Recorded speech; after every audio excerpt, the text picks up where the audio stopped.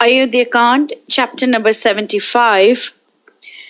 We are continuing with Bharata's explanation of the sin committed by the person who conspired to send Rama into exile. We have already seen 22 different symptoms, and now we are going to start the 23rd symptom mentioned in verse 36.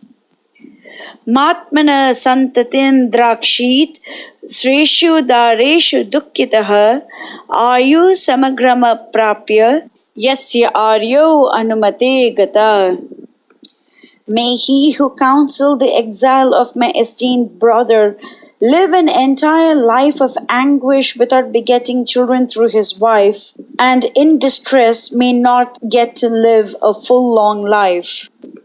This is a continuation of the previous verse wherein he said that the person who has committed the sin will not be able to secure a wife who is suitable for him and therefore will not be able to fulfill his religious duties and he will not have any children. And now he's continuing that same sentiment and he's saying that he might not have a child and he might not even get to live a full long life. And of course, we have already discussed the necessities and importance of Varnashrama Dharma before and the responsibilities of a wife and children. And Bharata says that a person without either is aprapya samagram ayuh, will not get a full long life. Symptoms 24, 25, 26, 27 and 28 are mentioned in verse 37. Raja stri bala vruddhanam vade yat papam uchyate bhritya tyage cha yat papam tat papam pratipadyatam. May he who counseled the exile of my esteemed brother acquire the same sin as one acquires for murdering a king, a woman, children, and the aged, and abandoning the dependents. So symptom 24 is killing a king. In verse 24, Bharata describes the sin of killing a king who treats his subjects as if they are his own children. In verse 37, Bharata just mentions killing kings in general is wrong. So now one may think that Rama directly or indirectly killed three kings. One is Vali, other is Ravana, and the third one is Lavanasura, Ravana's cousin. So Vali was killed by Rama and he installed Sugriva in his place. Rama killed Ravana and the very next moment Vibhishana was crowned in that place. And Shatrughna killed Lavanasura, but Rama coronated Shatrughna as the king of Madhuvana before Shatrughna even embarked on his journey. Therefore, there was no discontinuity in any of the kingdoms and the subjects were taken care of at all times. The next symptom, that is symptom 25, is murdering a woman. In Yuddhakand, we will see that after Indrajit is killed by Lord Lakshmana, Ravana is so angry that he takes a sword and he rushes to Ashok Vatika to murder Mother Sita. Obviously, Sita cannot be killed, but even a demon like Ravana listened when his minister Suparshva mentioned that he is not supposed to kill a woman. Now one may argue that Rama killed Tataka. So is that okay? Yes, because we have already seen in Balakand that Rama killed Tataka because Vishwamitra asked him to do so. And Vishwamitra asked Rama to kill Tataka to protect cows and brahmanas, to ensure that Varnashrama Dharma is protected, and because Rama has to fulfill his duty as a prince to protect his citizens. And when Vishwamitra asks Rama to kill Tataka, Rama says that his father asked him to follow Vishwamitra's instruction and he promised to do so. Therefore, he will do everything that Vishwamitra requires. So Rama does not fall under this category. Now one may say that Lakshmana harmed Shurpanakha, but Shurpanakha was about to destroy Sita. Therefore, she was not behaving as a good woman. Therefore, Lakshmana, at Rama's behest, chopped off her ears and nose. The next symptom, that is symptom 26, is murdering a child. Killing children is not considered a very good thing. Hiranyakashipu sought to kill his own son Prahlad, and the Lord himself appeared to protect his devotee Prahlad. Kamsa incurred a lot of sin by killing his own nephews, that is his sister Devaki's 6 sons. Now one may say that in Mahabharata, Ganga killed 7 of her own children, and when her husband Shantanu asked her not to kill the 8th child, the youngest one, he grew up to become Bhishma Pitama. So why did Ganga do what she did? It's because those 8 sons were actually incarnations of Vasus, and they were cursed to be born in the material world. Therefore, Ganga wanted to make their life in the material world as short as possible, and therefore she promises to give birth to them and kill them as soon as they are born, so that she can limit their life in this material world. However, Ganga is absolutely pure because she flows from the toes of Lord Vishnu. Therefore, nobody else is supposed to emulate what she did. That is not correct. Now, why are children very important? Because the children will grow up and offer libation to the ancestors. Devotee children will grow up and be useful members of the society by spreading the love and knowledge of the Lord through the rest of the world. Symptom 27 is killing the aged. The aged offer wisdom. The aged have to be respected. Killing them mercilessly is not correct. Therefore, we already saw in Balakand that the soldiers of King Dashratha never attacked a person without a predecessor and a successor. They never did that. The predecessor is the aged and the successor are the children, and if that person dies, then he will not have anybody else to continue his line, and he will not have anybody else to offer wisdom to the younger members of the society. Therefore, the soldiers of King Dashratha never attacked anybody without a predecessor and a successor. Symptom 28 is abandoning the dependents. We already saw in verse 34 about the sin of a person who eats sumptuous, delicious food without offering anything to his dependents, such as his wife and children and the servants. And this is extremely bad. And right now, Bharata says that abandoning or deserting his dependents is a very huge sin, because the dependents depend upon one person. And when that person leaves them, the dependents have no other source of support. Therefore, Bharata says that the person who conspired to send his brother into exile has committed the sin of the person who is no longer supporting his dependents. And that's in just one verse. Bharata packs in 5 different types of sins: killing a king, killing a woman, killing children, killing the aged, and deserting the dependents. Symptom 29 is mentioned in verse 38.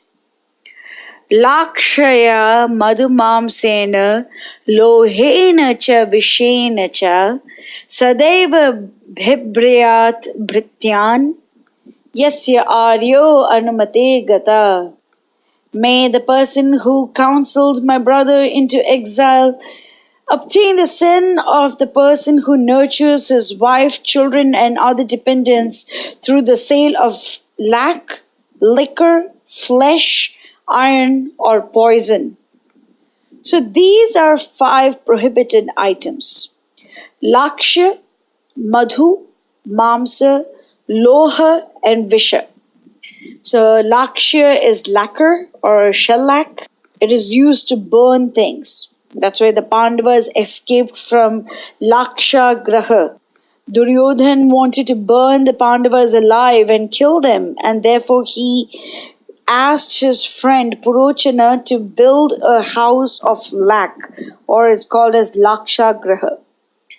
The second one is madhu or liquor. It is a well-known fact that alcoholic beverages or madhu or liquor can warp the brain, can damage the consciousness of the person. That's why one of the 4 regulative principles is avoid intoxication. The next one is meat or flesh or mamsa. This is another substance that can warp the consciousness of the person. Therefore, this is another one of the 4 regulative principles to avoid meat. Metal or loha is an ordinary thing, but it could be used in nefarious purposes. The 5th substance is visha or poison. And poison over here does not necessarily mean poison obtained from a venomous serpent or a spider. It actually denotes anything that is not suitable for the body of that person. So we have effectively proved that these 5 items can cause damage to the person who buys them. Therefore, the karma of selling those items falls on the shopkeeper. And since the shopkeeper protects his dependents through that money, he transfers the karma to them as well.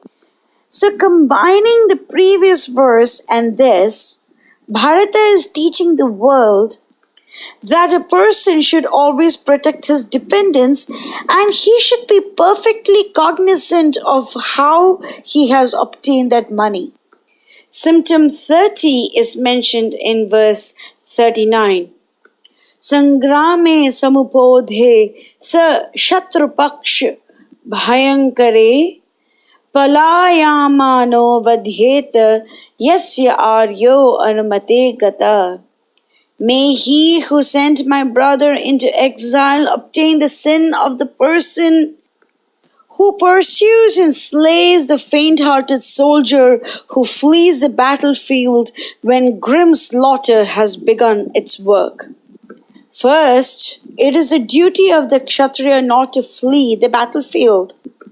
Next, when the Kshatriya fights and dies in the battlefield, he is sent to Veergati.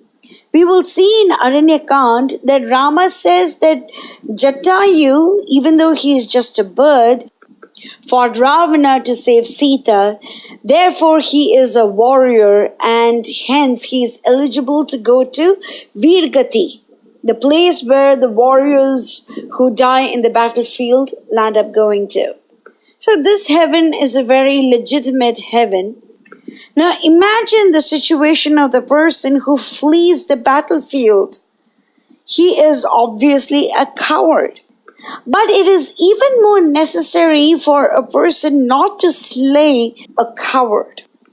In Yuddhakand, we will see one chapter wherein Indrajit comes to the battlefield and he begins annihilating the monkeys. Lakshmana is so enraged that he wants to use the Brahmastra to destroy all the Rakshasas from the creation. And Rama says that that is not correct. For the sins of one demon, one should not kill all the demons on earth. Then he gives a very profound statement. Ayuddhamanam prachannam pranjalim sharanagatam palayantam pramattam va natvam hantumi harhasi. O Lakshmana, you should not kill on this earth one who is not fighting, or one who is hiding, or one who seeks refuge with joint palms, or one who is fleeing, or one who is intoxicated. This is the rule. One should not kill someone who is fleeing. In Aranyakand, when Maricha describes his previous encounters with Rama, he describes a time when he and two of his friends took the shape of a terrific beast and approached Rama, and the Lord shot 3 arrows and Maricha fled. And the 2 arrows killed 2 of his friends, but 1 arrow of Rama did not kill Maricha at that time because Maricha fled from the scene. Therefore, Rama's arrow did not attack the person who was fleeing. Now, Rama sets the ideal behavior. This is how a person is supposed to behave. And he sets it up in the battlefield. He sets it up in his personal encounters with the demons. He is always perfect. And Bharata, who is none other than an expansion of Lord Rama himself, says that this is a huge sin to kill someone who is fleeing the battlefield after the battle has begun. Just because he's terrified of the battle, it doesn't allow a Kshatriya to run away from the battlefield. He has to face it. He has to face the problem. But greater than the sin of fleeing from the battlefield is the sin of killing the person who flees from the battlefield. And that's exactly what Bharata is trying to get at this moment. By the way, there is only one person who has obtained great fame despite running away from the battlefield. And that is Lord Krishna. He even has a very beautiful name called Ranchod Rai, the one who left the battlefield. And we will see that it is to give his darshan to Muchukunda, who kills Kalayavana. This is mentioned in the 51st chapter of Canto 10 of Srimad Bhagavatam, the deliverance of Muchukunda. The Lord gets eternal fame even when he leaves the battlefield. But of course, Krishna does things to accomplish many other aspects, and we are not supposed to imitate him. We can simply follow his footsteps by trying to understand his motive or his goal behind his actions. But as Rama, he never fled the battlefield because as Rama, it is the Lord's wish to teach mankind the ideal behavior. As Krishna, he teaches how Bhagavan is, how kind and how merciful he is to his devotees. So this is a difference between the advent of Lord Krishna and the advent of Lord Rama. But still, both of them are exactly the same person. Anyway, coming back to Valmiki Ramayana, Bharata says that the person who conspired to send his brother into exile has obtained the sin of the person who kills someone who has fled the battlefield.